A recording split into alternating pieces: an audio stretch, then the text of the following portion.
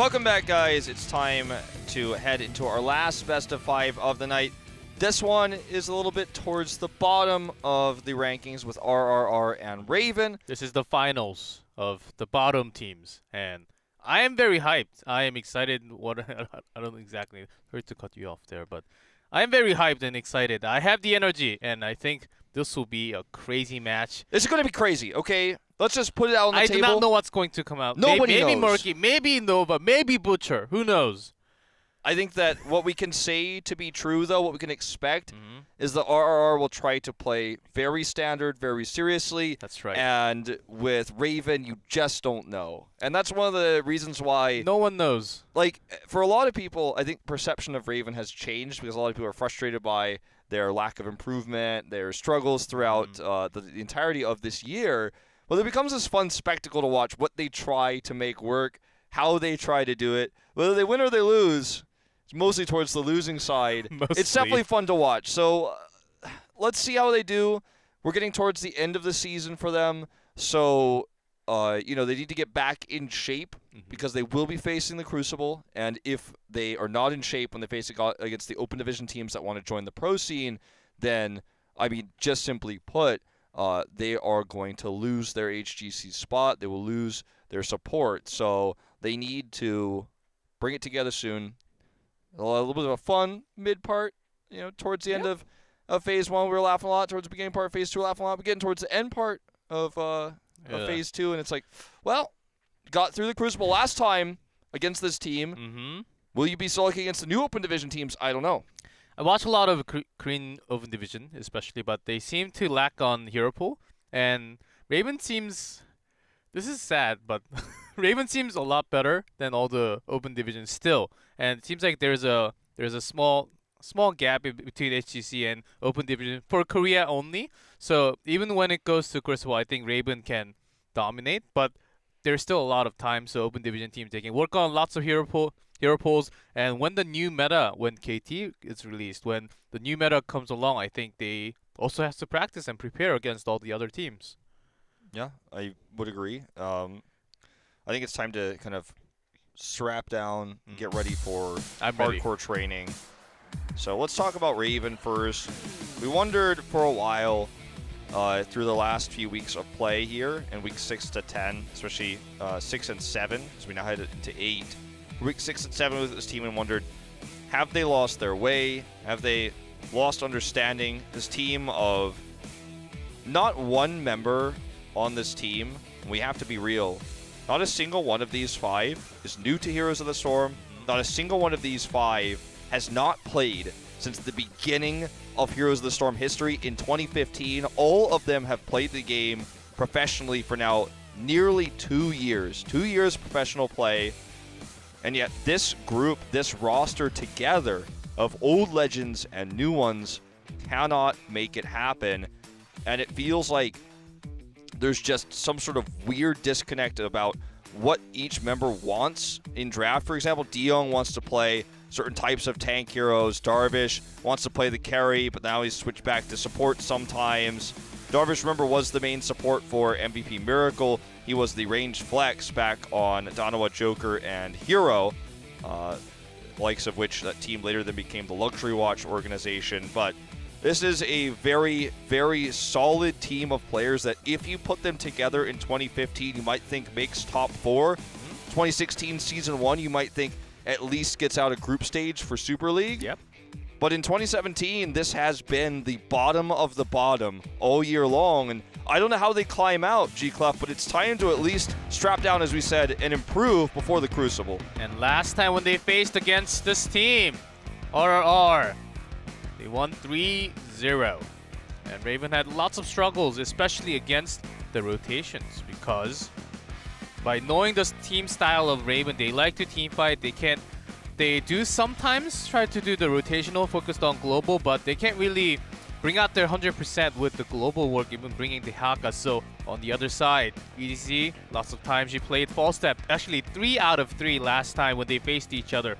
Falstad with the global, they just out-soaked so much. Got the early advantage, early level lead, and they won everything. That's how the series went 3-0. Maybe they'll try to do it again, but that was long time ago now in this different meta. Lots of double support, lots of double tanks. Can you really pick a global hero, Wolf? Do you think that's going to happen? I think that if you do, you got to play HGC's Falstad, and you need to do it on certain maps where you feel like you can split push to get ahead. Cursed Hollow, maybe even Tomb of the Spider Queen, a map where I think she would shine there, because it's not as much global responsibility. It's a smaller map. But remember, this team will face Tempest again this weekend.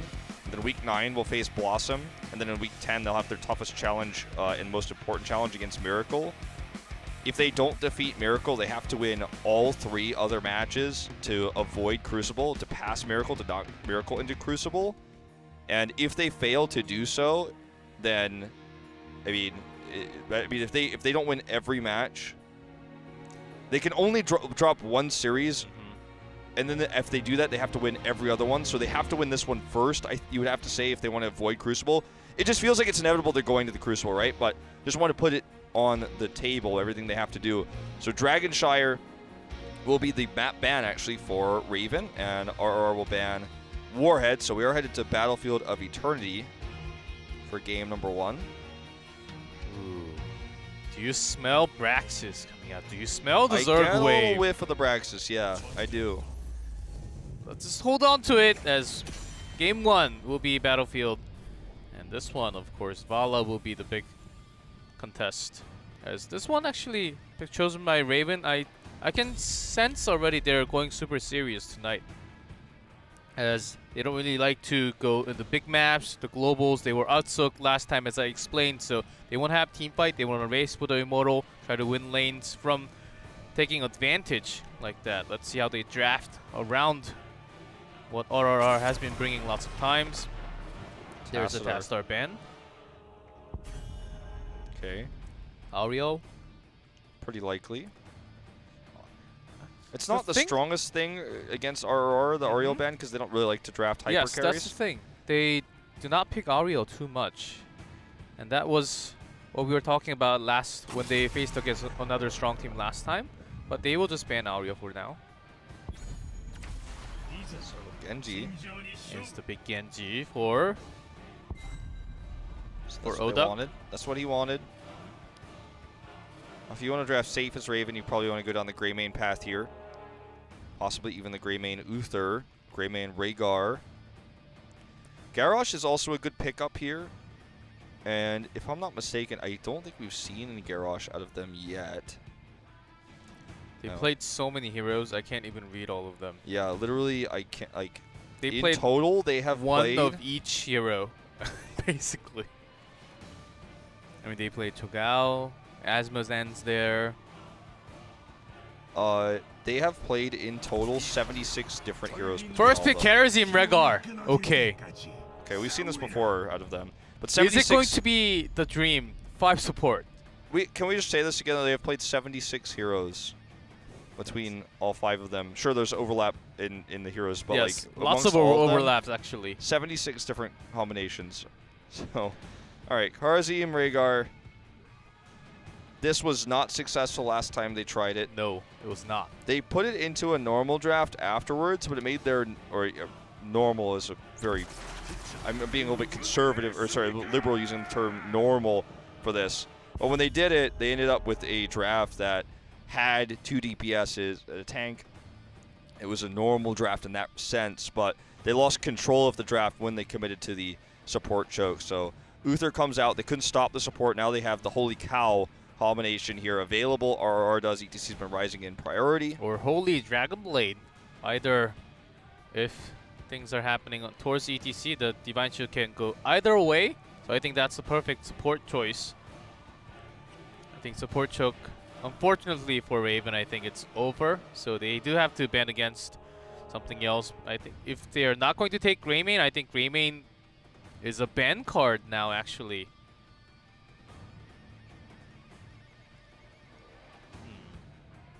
You mean to ban against RRR? Yeah, yes. I suppose, but Garrosh. Looking for the Garrosh, that's a little bit weird. Yeah, I think Greymane's much better. I guess they're both G. Maybe he misclicked. So it is going to be the Greymane. Garrosh would be pretty weird to ban, given that it's actually strong against what RRR is running so far. Raven, I guess, with the Greymane ban is trying to run Vala with this. But RR can now ban the Vala. And then I suppose options get a little bit limited at that moment. It's for Raven, it's a dive on the other side. They can actually pick Garrosh with the double support and try to counter the dive because Genji ETC is on the other side. They can also bring in some CCs, try to get picks onto targets like Uther or a few other heroes that's going to be picked later on. So, in terms of ranged that we have left, there's nothing that fits this comp. That's why the Vala ban comes through, like I was talking about earlier. So... But they do already have Karazim and Rehgar. Yeah, so now what do they do? Like, Illidan. Cassia is not... That's what I was going to say, because Cassia, in terms of range, Cassia is not viable here. You can run... It'd be crazy, but you can run the Illidan into a Tyrael and then save your 5th pick for like a Li Ming. I think that would be pretty smart. I don't know if Raven's going to do that. I would bet big money that they won't do that because that would be pretty normal. How much? Like, like at least $100. At least 1,000 cents. I think that's big money there. All right, so let's see. They did play Illidan last time with this kind of team comp. It was not BOE, certainly, but maybe this time. Nope, you lose. Give me $100. Thank you. Thank you, G-Clef. I will collect the money afterwards. Sorry, guys. I'm signing off. Artanis Li Ming. Hey, this was an old Raven comp with H82. That's right. Too bad he's but not here without anymore. H82. Similar idea, though, to what we were talking about with the melee. In this case, it's going to be the Artanis coming through. They can still run Tyrael with this. Still very strong. Only 3 games played in Korea. Wow, they're Artanis. So now, what does RR want to bring with this? Is it going to be a secondary DPS like the Tychus to try to deal with the heavy frontline? Because I don't think it's going to be solo tank Artanis. Or do they want to grab another support for the Genji? I don't think they want that. You know, Tyrael wouldn't be crazy for RR either, but it's not their style. EGC's We're looking for EGC's hero, yeah. Tychus was the usual choice. Yes, but it's going to be Lunara instead. Focusing on range a little bit more because they do need that sustained damage for Genji to actually get kills and resets later on. Lunara has struggled without a second support very massively, even going all the way back into 2015. She was just released. It's been an uphill battle, shall we say, with Lunara until the double support became more viable in Korea. Now she's picked more often, but not in comps like this. I think it's a hero pool problem, as you say, for EGZ, and we'll see if this is going to be the answer here. She can work very well against Artanis if played at safe range. Raven doesn't have much dive otherwise. Sure, they have Karazim, can dive in, but then you're diving into the CC from ETC, Dahaka's tongue grabs. I think a Tyrael is a really safe pick for Raven, but it seems like they have other plans. Let's find out what it is. Incoming Azmodan. No! It's going to be Muradin. They're going to play fairly standard. Yep. Fairly standard. They needed a solid tank. They do have some double support, but the trait will be coming in, healing himself. So the heals can go to Artanis and Li Ming. They have strong poke and racing for the Immortal at the same time. I like this trap coming out from Raven a little more. All right, well, let's go into game number 1. This is going to be a fiery series. Tell your friends. We saw some high-level MVP Black Blossom earlier, and now, at the end of the night, we're going to have Raven and RR, the battle between 8th place and 7th place, and it's going to start on Battlefield of Eternity. Let's jump into the game.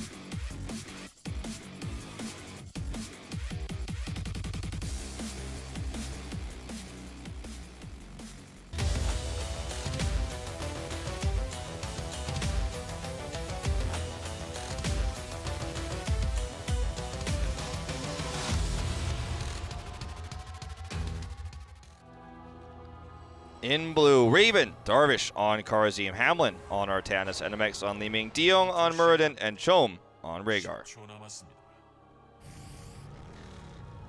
And in red, RRR. Odak on Genji, MSG on Luther, EZZ on Lunara, Kong on Dehaka, take a look on ETC. Raise your raccoons. Here we go. Let's see if the early game is dominated by RR. They do have ETC. You have to be wary of going too deep, though, with the swaps available. It looks to be Artanis and Karazim heading up to the top lane right now. So a weird 3-2 split for Raven.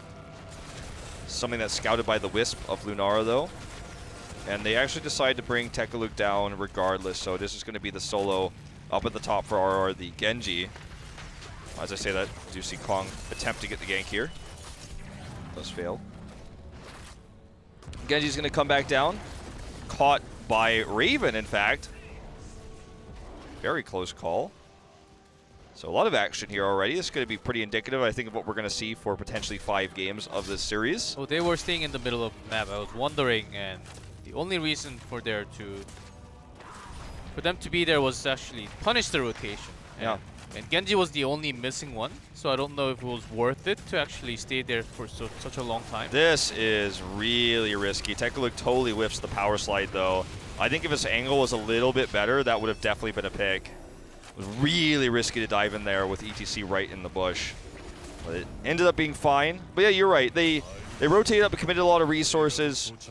They knew Genji was coming back down. Had they gotten the pick, it would have been worth it. Since they didn't, we end up in a pretty even spot for this first Immortal phase. I mean, not a really big advantage either side. So this comp definitely on the side of RR is a little bit more divey because they have the Genji, they have ETC. For Raven, they want to poke and use Artanis to race with his amateur opponent. Have the advantage right now. Kong's looking to disrupt this. The racing for Raven is pretty quick. I'd say RRR does have a lot of focusing damage. EZZ has sustained damage, but because of Artanis, Raven has the favor right now. This is true. Now, though, they lost control of the Immortal. He is going to potentially go and race for it. They need to dive in first. Oh, he's going in really deep here. Gets double stunned here, triple stunned.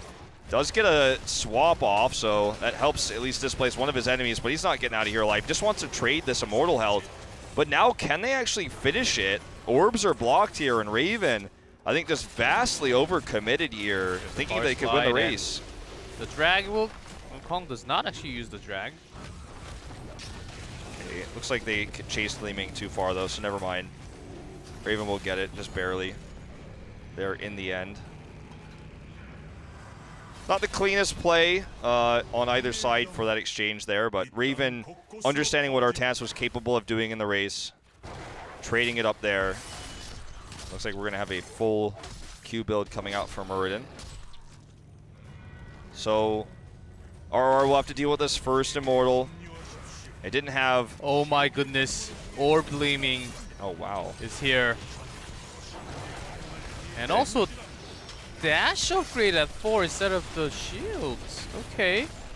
Well, I guess... some uncommon talents coming out for sure. And full Q build coming out from DeYoung. Let's see it. Well, speaking of DeYoung, does end up putting himself very low. Hamlin body blocked here. Tekaluk should have another power slide in just a second. He Qs in, gets stunned mid-dash, though. That's going to be the end of Hamlin for sure. Oh, another power slide. This could be another pick. Joan body blocked. Odak gets the dash. Had that reset from earlier. Almost dashes into his death there from the Immortal. Will get taken out, though. And RR deals with this quite well. Gets 3 kills total. Darvish is just split pushing. Oh! Missed that grab. Rough moment there when he missed the grab, but there was only one cannon tower with ammo. It's not like he would have gotten the kill. Yeah. Well, weird to see the orb build coming out. I suppose when you want to just poke safely and you're trying to race with Artanis and you just want to finish off with pokes, I guess the orb can help with that. We've seen this build a few times on this map, but that was like during Li Ming's release period before her standard build was figured out. When you picked Diamond Skin instead of Mirable all the time. And when we had Astral Presence. Lots of other talents, of course. What was the other? SW Johan? SW Johan? Something like that. I don't like to think about those old talents, but, you know, history exists. Big rotation over here, but not going to get anything for it. At least NMX took Calamity there, so I think it's an okay build. Full Q build coming out, of course, coming from Neong. It's like more standard talents came out at 7. So, the next fight, I think, will be determined by RRR's positioning. On the Immortals, of course, is what I mean. If they can deal with Artanis a little bit better, then that would, I think, set them up for a much better phase. Let's see where Artanis is actually pushing bot right now. They haven't dealt with him down there at all. If they can actually catch him here, that would be huge. He should actually leave. Hamlin should. Okay, they are heading out. Doesn't look like RRR is going to be able to punish anything. They're going to actually look for the neutral camp before they come in. This means RRR will win this first part. They're in such better position right now. In fact, Tekaluk is threatening Deong at the moment. Artanis coming in late. And this gives a huge opportunity for RRR to continue to control this. Okay, he's coming up now. A lot of post cleanse already used on the Karazim. And they're into the zone of all the damage, free damage from HGC. Ooh, or actually doing tons of damage, but not enough to get the kills. Okay, Chom does get out here, but as you say, not enough for the kills. Raven's still ahead because Artanis does a lot of damage. Now that we've swapped, it's going to be an even better position here for RRR, though. Speaking of swaps, Tekaluk does get caught. He'll be taken out here. Odok needs to leave. HGC was healed a few seconds ago, so even MSG seems like he will be caught right after. Nice swap timing coming out from Hamlin. That was a well-done swap. Feels like Raven is really stepping up their rotational play today and last week as well. They got the neutral camp. They timed it well to come up. They knew Artanis would be there in time. Then they just took the better fight. Once the Immortal was on their side, they had to win a fight in order to win it because they couldn't invade the other side Immortal. Their poke doesn't allow for that. And so when that happened, they, like right at that moment where RR was at the biggest advantage, they committed in and dived and then died. So Raven then won that exchange, now gets the Immortal, a very heavily shielded one, and they have 10. So RR is in some deep trouble here.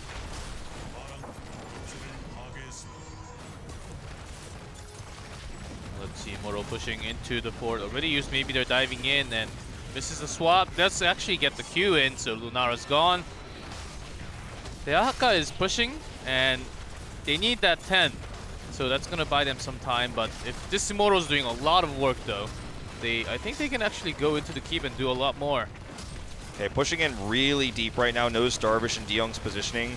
They want to try to get a pick if they can get a stun. They're actually gonna commit, yeah. They're going to commit to the keep here. It's going to go down. 10 is up for RRR, though. Mosh Pit is a scary thing. Okay, stun's coming down. Their isolation seems like they will just sacrifice Hamlin. Or Power Select lands on Darvish, but will just dash away. Tekaluk was trying to get the Mosh onto the Rhaegar, because without that, they've just been cleansed anyways, so couldn't have done the solo Mosh there. So now RR lost a keep super early, and to come back from this one is going to be a big problem. With a dead keep, you obviously have to deal with the catapults that are coming across non-stop. You won't really be able to out-position your opponents because someone's constantly, most likely going to be the Dahaka every time, going to have to deal with the catapult pressure. Sure, EZZ can go down there sometimes and rotate down fairly quickly, but Raven's control of the camps, their control of the map has been very impressive. They're rotating as a unit, and the communication is clearly very strong on the side of Raven right now, which is kind of surprising. This isn't the first time we saw them do very well in Cursed Hollow last week. So I'm liking what we're seeing. Of course, because of their team atmosphere is always very cheerful. Misses the swap and he gets stunned, but I think he's trying to turn this around as a chance. Okay, there was a cleanse onto Tekaluk. Almost looked like he was going to try to use that to grab a Mosh, but did not commit.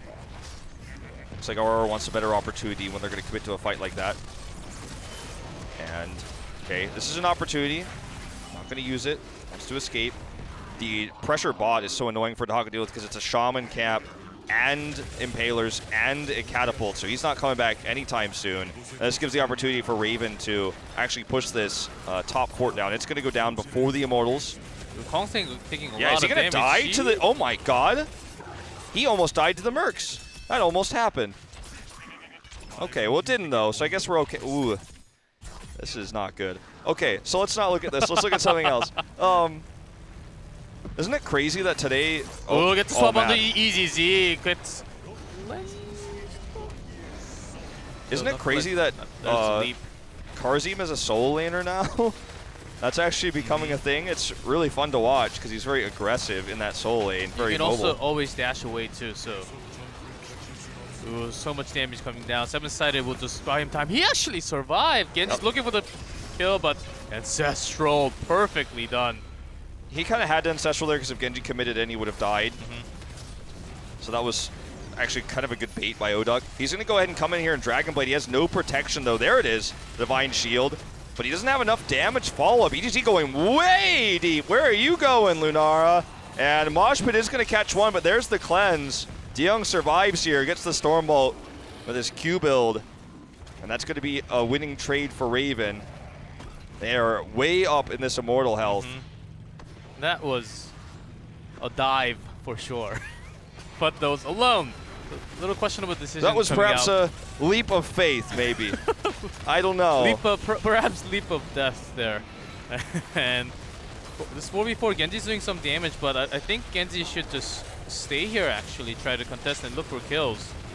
Okay, this is a really scary moment for RR. I'm not sure they should really be staying for this one. Shields are already very high. Blind coming in. DeYoung does get knocked away here.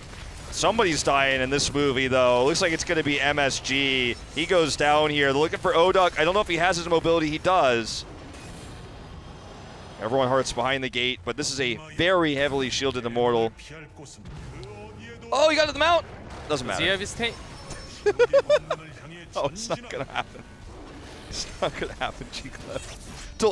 You had so much hopes for him, but... Maybe at least he had his agility available. You know, who knows, but... Alright, losing your DP assassins one at a time, losing Lunara first and then Genji right after, really opens up zero space for your team to engage. So, meanwhile, Raven has this shielded Immortal. This can go to core. Very shielded. Dahaka had to deal with the Catapults bot lane. Didn't deal with all of them, but at least dealt with enough of the pressures that he can come up now. He's going to look for an engage. Grabs Hamlin. Dragon Blade is popped here. Oduk with some good dancing going on, but there's just not enough damage for him to kill Darvish. Isolation heavily committed here to DeYoung, but the Ancestral is good. Hamlin is going to survive, it looks like, and this is going to be game. It's going to be the finishing wipe. Mosh is good. Mosh is there, but the damage is zero coming out from EZZ alone. Does he have to kill onto ETC, and that will not be the only one. Actually, DeYoung, will he survive? Nope. And it looks like somehow, some way, they still kill it anyways with DeYoung dead. He wasn't really the main source of damage there, but got to give big props, of course, to the Immortal who saved his teammate from the mosh pit. The Immortal stun interrupting that mosh, and BOE will go to the side of Raven. So already a better start for this team than last time they faced off against RRR. That was a good game. I mean, their teamwork was there, their drafting was balanced, but on this map where the globals does not matter as much, when it comes down to later maps when now RRR, because they lost, of course, they will likely to choose first ban, but they still have a chance and they can actually go choose the map instead. I think they can. It's also a possibility now, because if they try to go towards the smaller maps again, if Raven does that, then they will also have trouble. So why don't we just change this a little bit? And Raven seems to, it seems like they actually do not want to do first man first pick. So why don't RR just give that and choose map over? I think that's also a chance going into game number 2. I think that's a pretty good point that you make. I think the map they want the most is Dragonshire. Of course, that's banned though. It's banned, but there are lots of other big maps like Temple. I think Sky Temple is another good map for RR. I definitely would say avoid Cursed Hollow right now against Raven because they showed really good timings on it last time they played there. It was one of their best games of the entire year, to be honest, their last map there. They lost it, but they looked good throughout the entirety of it. I think it was against Miracle, if I remember correctly. But really good play on Cursed Hollow. Avoid that one if you're going to take the map pick here. If you're taking a map pick as Raven, I would say absolutely you want to take the Cursed Hollow. Really good timings there. Good understanding of the Merc camps against RRR on Battlefield of Eternity. We don't really talk about Merc timings for this map, but when they had small advantages, they got the camps right before the Immortal phase or even during it just to make sure they didn't disappear. And the control of the map was quite brilliant from Raven throughout that entire first game. So I think focus on a map where you can get camp control like Cursed Hollow and try to take this into a 2-0 series. If you're RR, I think picking Sky Temple is your best bet if you're going to take map pick. I don't think they will, but, you know, I guess we'll have to wait and find out. Looks like they're still discussing that. And also, Braxis